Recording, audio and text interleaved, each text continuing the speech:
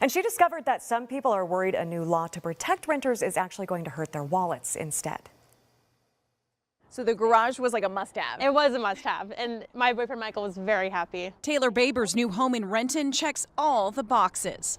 Backyard, right-sized living room and kitchen, and a charming front yard. Instantly, I kind of fell in love with it. But finding it wasn't easy. I would describe it as kind of stressful. Baber and her boyfriend were living in Seattle, but they were looking in August, a hot time for the market, and rentals in the city felt out of reach. It's crazy expensive for like barely 1,000 square foot. There's just not that many options. Emma Davis is CEO of Point 3 Real Estate and the Seattle Rental Group, and she says our region needs a lot more of what's called middle housing. Medium-sized apartment buildings, some town. I'm sorry, but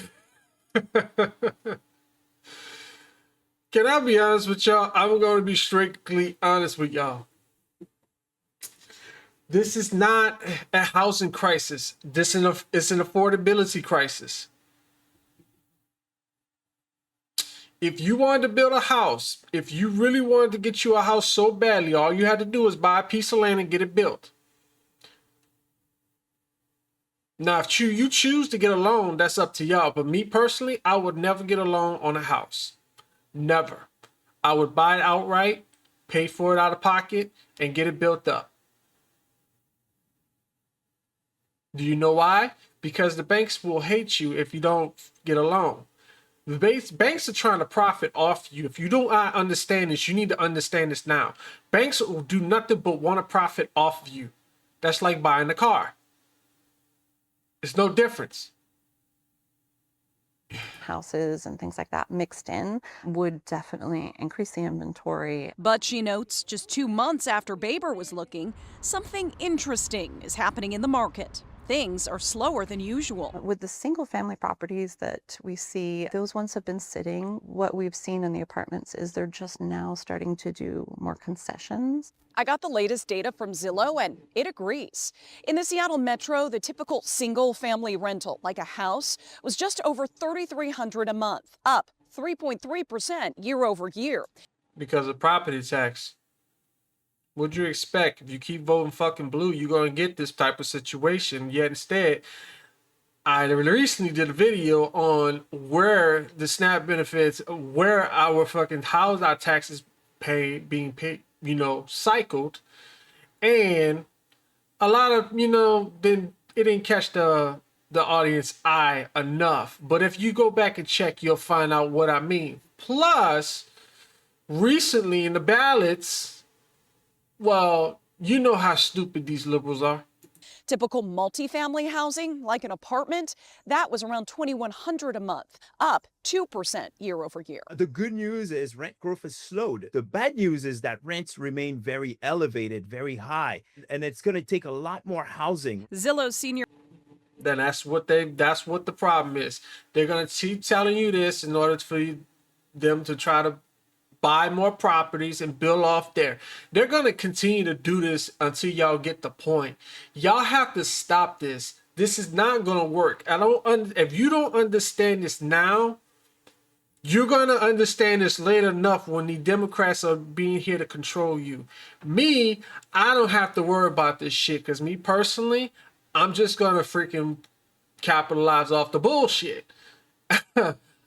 I know my way around and I know my business very well enough to understand this is a stupid move that they keep talking about when it's not a housing crisis. Everybody don't understand that a lot of people have a lifestyle issue. They can't afford it because they don't know how to properly save money and think like a business. Economist Orphe Divangi says reducing regulations could encourage builders to create more housing, including that much-needed middle housing. Things like Nope, they're trying to build the projects. minimum parking requirements. Don't listen to this idiot. He's trying to capitalize off you. Right? Or minimum lot sizes right? Those are things that actually add costs to builders. In fact, cities are making zoning changes in response to a statewide bill that passed in 2023 designed to increase housing types. Cairo 7 reached out to Tacoma, Renton, Everett, and Seattle, and each city told us in the past year they've created new zones for middle housing. Projects. But while Divongi thinks things are looking up for renters, I'm hopeful that we're going to continue to see rents flatten and eventually even decline slightly, especially for apartment rents. some Projects. landlords have a word of caution. I don't think we're at our highest. Liata Rama and her husband own dozens of units and run a property management company. She points to Washington state's new law that limits landlords from raising rent by more than 10% a year. In the next day, every landlord I worked with called me and said, I want an auto increase to the max. She says landlords are facing rising insurance costs and I was right. I was right. I knew it. Dude, and this is the first time me watching it. I fucking knew it. higher property taxes, as well as a longer eviction process. Exactly. Because as long as they get higher property tax, the freaking rent is going to continue to increase higher. It's not going to go any lower. With winter and school year moratoriums in some cities. Eviction used to take end-to-end 3 months. It now takes between. You know something I was thinking about getting, buying land and actually building like small modular homes one day, when I get into that $1 million asset. But, some people don't deserve it because they like to vote blue. I would do more conservative. I would like to build more conservative type. Fuck the liberals.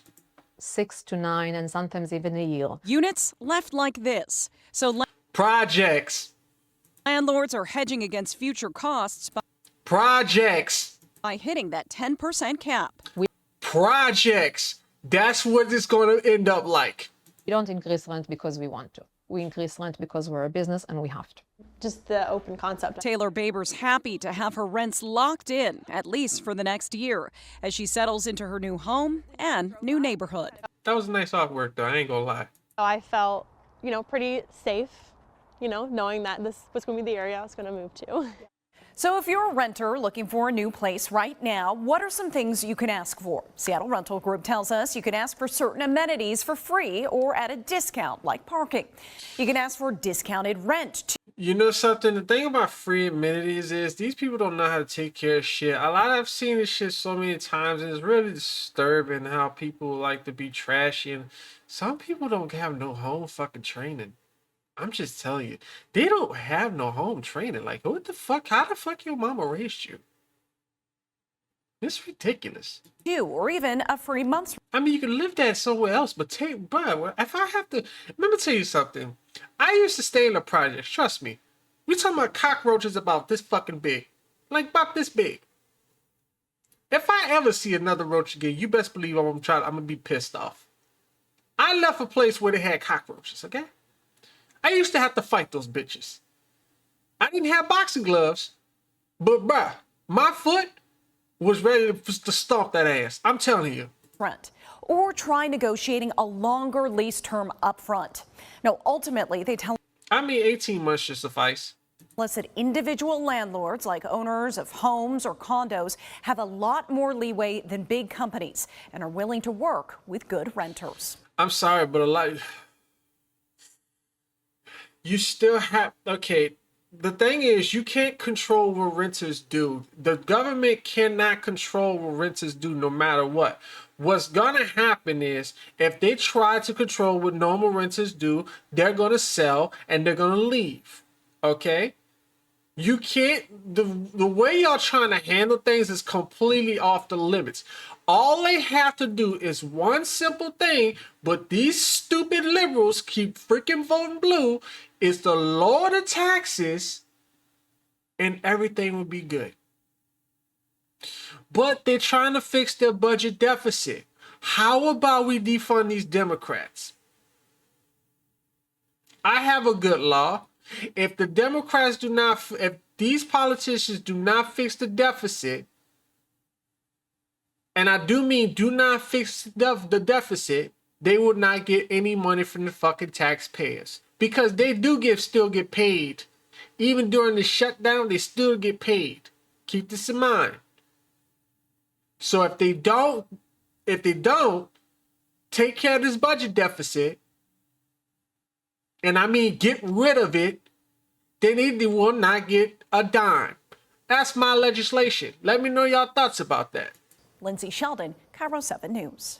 To read up on renter resources and rights. Oh, that was done. I didn't know that. But let me know your thoughts in the comment section down below.